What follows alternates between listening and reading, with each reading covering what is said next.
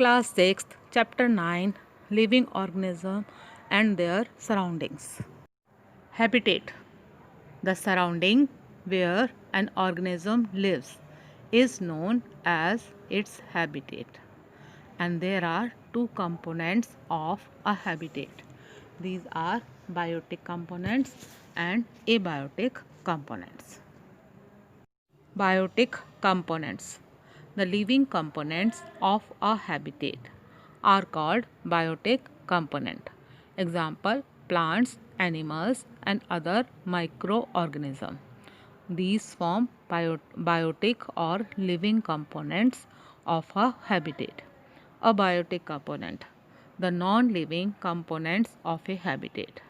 The non-living components of a habitat are called abiotic or non-living components.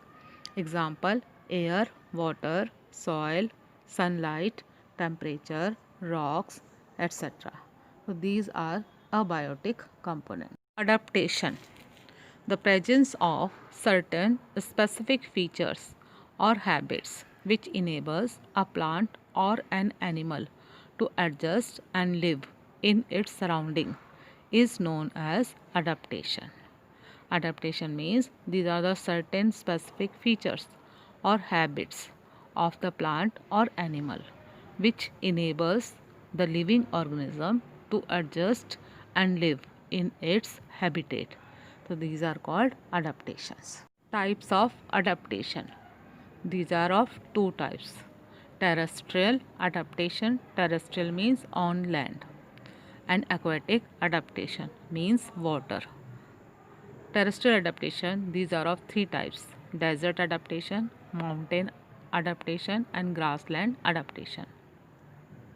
Adaptation of camel in desert. Now children, in the pic you are seeing camel eyes. Two rows of long eyelashes present in its eye.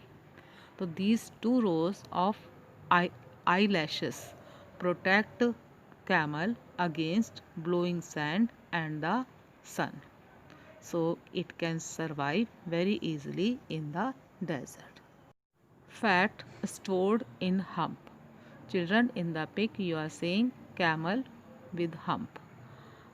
This fat help it to survive long period without food.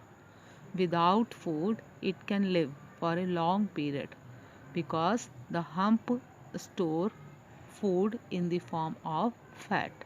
So this provide energy when it is not getting any food.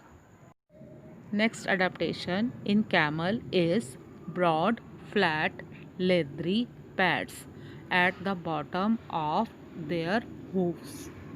In the pic you can also see. Now the function of this is pads spread out when the camel places its feet on the ground and thus preventing the camel from sinking into the sand. These pads increase the contact area of its feet on the ground. So it prevent from getting sink into the sand. Next adaptation of camel is thick leathery patches on knees. On the knees, thick leathery patches are present. Now their function is protect it from getting burned when it kneels on the hot desert sand, just like the pig. The next adaptation of camel is long strong legs. Now function, these legs help carry heavy loads over long distances and keep its body further away from the hot sand. Children, in this video we have discussed adaptation of camel in hot desert.